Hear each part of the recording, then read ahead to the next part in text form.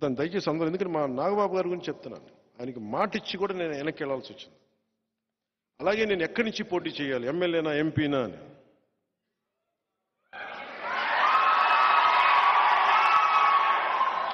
మీరు చెప్పండి. ఒక నిమిషం, ఒక నిమిషం ఆగండి, ఒక నిమిషం ఆగండి, ఒక నిమిషం ఆగండి. వినండి మాట వినండి మాట. Silence, quiet. ఒక్క నిమిషం. అలాగే ఇప్పుడు నాకున్న తిరుపతి నిన్న ఇచ్చేసాను. అలాగే అన్నిటికంటే కూడా పిఠాపురం వీటన్నిటికంటే కూడా నేను అడిగేది వినండి. అలాగే అది బాగుంది.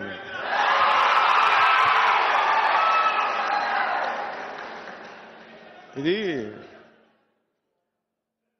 నేను పోటీ చేద్దాం అనుకుంది ఎమ్మెల్యేగానా ఎంపీగానా అని అనుకున్నాను. సమస్య ఏముందంటే చాలామంది పెద్దలు నన్ను కోరుకున్నారు మీరు రెండిట్లో పోటీ చేయమని.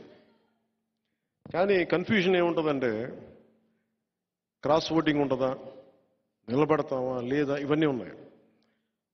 అది ఎలా చేద్దాం ఏంటి అనేది ఇంకొద్ది రోజుల్లో ఒకటైతే ఖచ్చితంగా చెప్పగలను.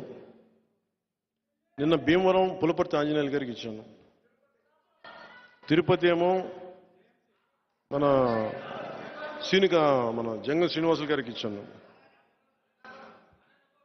గాజువాకేమో తెలుగుదేశం వాళ్ళు తీసేసుకున్నారు అనుకుంటాను ప్రస్తుతానికి. సో పోనీ పిఠాపురం తీసుకుందామంటే మా ఉదయ్ ఉన్నాడు ఇక్కడ. సో ఉదయ్ని ఏం అడగాలో తెలియట్లే. సో ఉదయ్ని అడిగి పిఠాపురం ఖాయం చేసుకోమని చెప్తాను.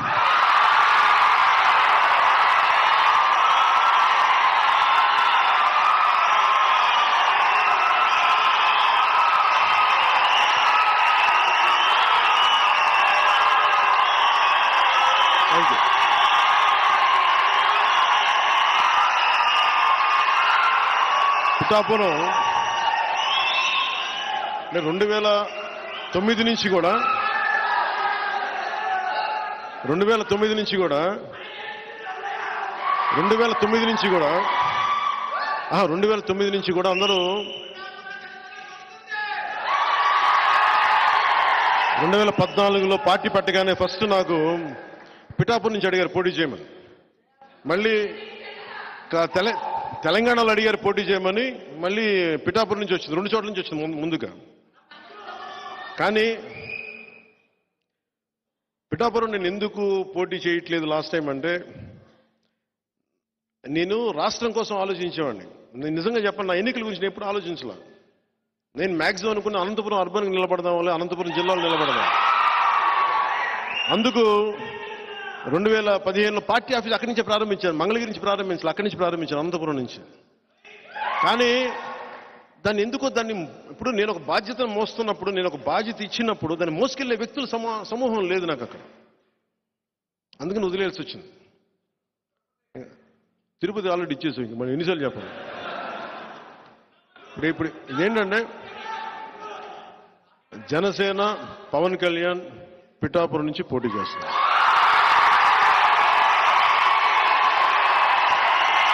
నా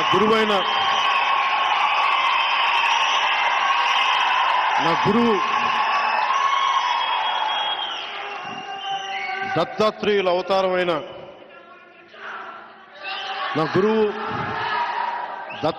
అవతారమైన శ్రీపాద శ్రీవల్లభుడు జన్మస్థలం అది, శక్తిపీఠం అది. అక్కడి నుంచి పోటీ చేస్తాం.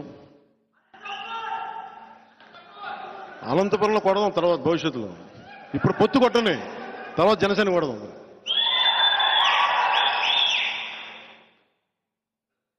ఎంపీగా పోటీ చేయాలా లేదా అనేది కొద్ది రోజుల్లో అంటే నాకేం అదే ఇవన్నీ ఎస్లు ఉన్నాయి, నోలు ఉన్నాయి.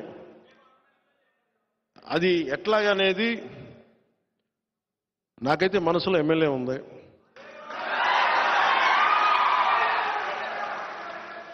అందుకని నేను దాని మీద ఏం వ్యాఖ్యానించట్లేదు. పెద్దలతో మాట్లాడి నా నిర్ణయం చెప్తాను వాళ్ళకి.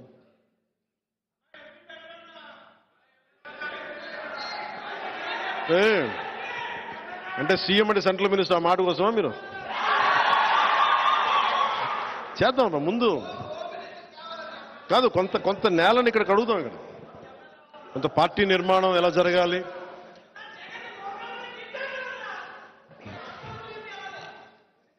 ఎక్కడికి అంటే ఇవన్నీ కూర్చోబెట్టుకొని ఇవన్నీ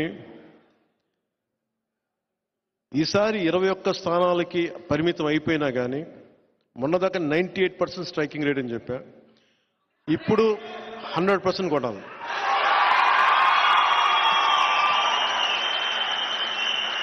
పొత్తులో ఉన్న మద్దతుదారులకి, తెలుగుదేశం మద్దతుదారులకి, భారతీయ జనతా పార్టీ మద్దతుదారులకి ఈ సభావేదికని పురస్కరించుకుని, అలాగే మన మద్దతుదారులందరికీ, ప్రజాస్వామ్యాన్ని నిలబడాలని కాంక్షించే ప్రతి ఒక్కరికి కూడా నా విన్నపం,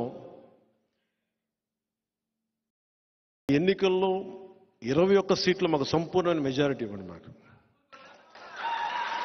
సంపూర్ణమైన మెజారిటీ ఇవ్వండి. ఎందుకంటే నేననేవాడిని పార్టీ పెట్టి నడిపితే ఇక్కడ దాకా పట్టుకొచ్చాం. 21 సీట్లు వస్తే ఏ స్థాయిలో చూపించగలను నాకు ఒక్క అవకాశం అని కోరుకున్నాను. నేను జగన్ లాగా ఏమి పని చేయకుండా ఒక్క ఛాన్స్ అని అడగట్లా, జగన్ లాగా. నాకు మీకు 10 సంవత్సరాల తర్వాత ఇప్పుడు నోరు తెరిచి అడుగుతున్నాను, మా 21 సీట్లని, మా పొత్తుని గెలిపించండి. ప్రతి యువతి యువకులకి, పెద్దలకి, పిన్నలకి, అందరికీ కూడా చేతులెత్తి, గుంతెత్తి, నోరెత్తి, చేయెత్తి అడుగుతున్నా, అభ్యర్థిస్తున్నాను, మా పొత్తుని గెలిపించండి, జనసేనని గెలిపించండి.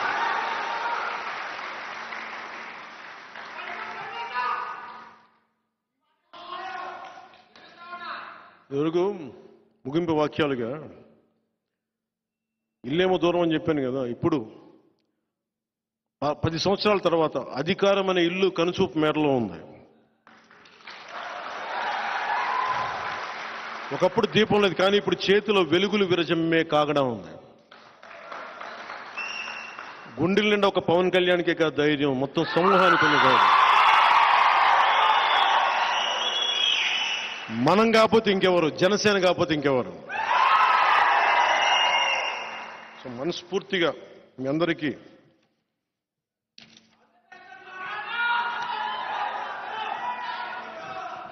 నేను ముఖ్యం నుంచి కోరుకునేది కూడా, మీ మెసేజ్ తీసుకెళ్లాల్సిందే. నా దగ్గర హిందూ ధర్మం, ఇస్లాం, క్రిస్టియన్ సెపరేట్గా ఉండదు. నేను మానవతావాదిని, జాషువా విశ్వనరుణ్ణి.